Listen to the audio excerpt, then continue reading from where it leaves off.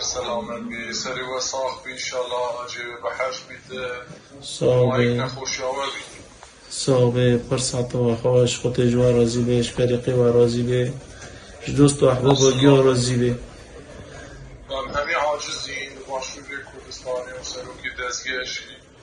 موسى أحمد بارزاني أبجي سرساخي لدد حسب الله ونعم الوكيل حسب الله ونعم الوكيل